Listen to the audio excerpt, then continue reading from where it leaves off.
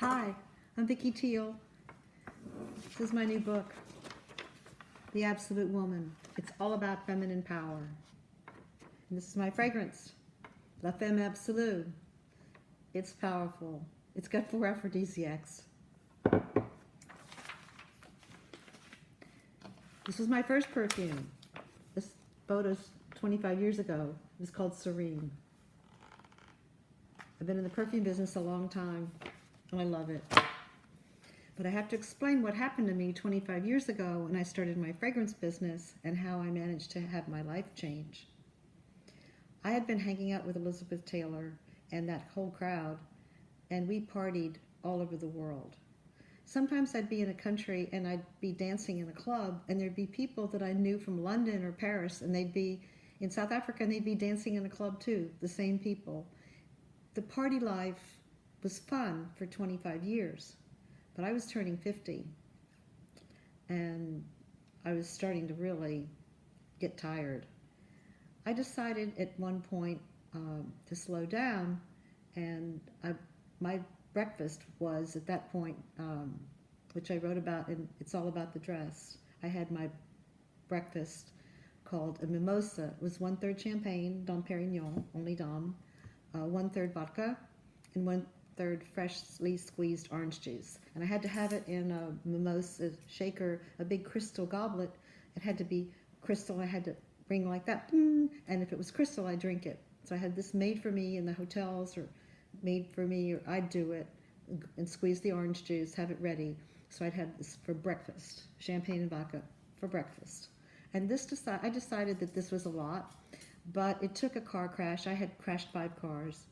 And it took my last car crash where I was hanging, if you read my book, upside down in a tree in Key West.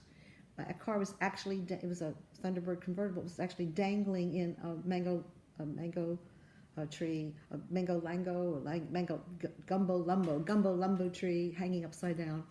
And the police couldn't arrest me because I was on my own property. I had a large property, but the car was hanging in a tree. So I did end up going to stop drinking, and Elizabeth also was given, Taylor, she was given a warning to stop drinking, and she was taken to the Betty Ford Clinic in California, but I wasn't allowed to go with her as we had to be separated, as we'd be bad influences, and so I went to an ashram in upstate New York. I got to the ashram, and the ashram was a big gold Buddha in the meditation center, and I learned to meditate, and not only did I stop drinking, but I also stopped smoking cigarettes. The desire was lifted from me, and I think that was a life-changing moment because in the ashram people say, what did you do? What happened to you in the ashram? And it was simply this. I just simply prayed. People say, what do you do? What miracle happened? Whatever. It wasn't a miracle. I prayed. And the higher power, we call it the higher power, God, took the desire to crash cars and be crazy and dance all night, took it away from me. Now, I was 50 years old, and I was headed towards, really crashing a car and dying. And I just had too much fun. And at 50 years old, it didn't work. I had a first husband who was, on our first date, we had 11 drinks. And it was the cafe in Paris at the hotel bar, and the Montalembert Hotel, and we stayed together after that. My first husband was 15 years older, 14, and I later got divorced, and I found a second husband 15 years younger. So for this 15-year younger husband, it wasn't a good idea for me to get, older looking and be drinking and partying and carrying on like that, as he was a nature boy. So the ashram worked perfectly. But what I did learn in the ashram, besides meeting great new friends, what I did learn was an ashram in upstate New York, where I currently have a home right nearby, but I meditate on my own, is I learned to live in the moment. And living in the moment was something I was into as a little girl, but I got more into the moment when I stopped having alcohol or pills or drugs or anything in my system. I am totally with nothing. And the other thing that was great that happened to me is once you're finished partying and you don't drink your champagne all day long, The other thing that happened is I got very interested in good food. In what I ate became a big thing, and I started focusing on my day. What will I have? And I changed my diet, and I ended up being 75 and having no plastic surgery. It's all the whatever, not ever being on a diet, just being whatever I'm meant to be, and having a great connection with my higher power, and we call God. And to me, I wake up every morning and I have a sunrise ceremony. As the sun comes up, I do my sunrise ceremony and I lift my hands up and I do a standing yoga position and I greet the day. And every single day at night, when the sun goes down, I stay and I watch the sun go down and I thank God for a beautiful day. So I'm living in the day. I'm living in each day and each moment. And living in the moment has totally changed my life. Why?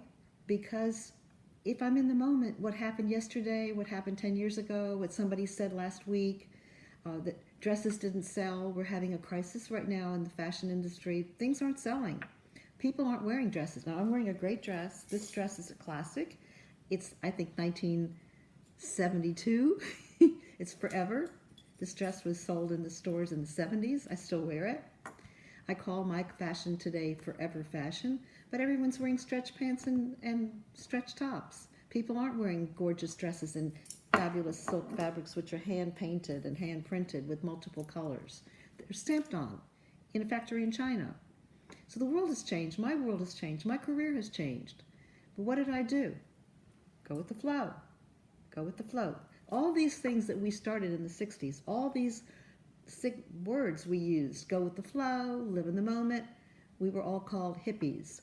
And this has become actually the lifestyle and the way of artists today. Artists today are in the moment. Artists today are following the moment. They're following the trends. They're staying forever young, as Bob Dylan sang. And I recommend for all of you, when you do turn 50, for women and men, it's a good idea to not drink all day long, to cut out the alcohol, to not take any pills, to not take any drugs, to be what we call clean, to live in the moment, and to be having a great relationship with your higher power and trusting that God will look after you. Thank you.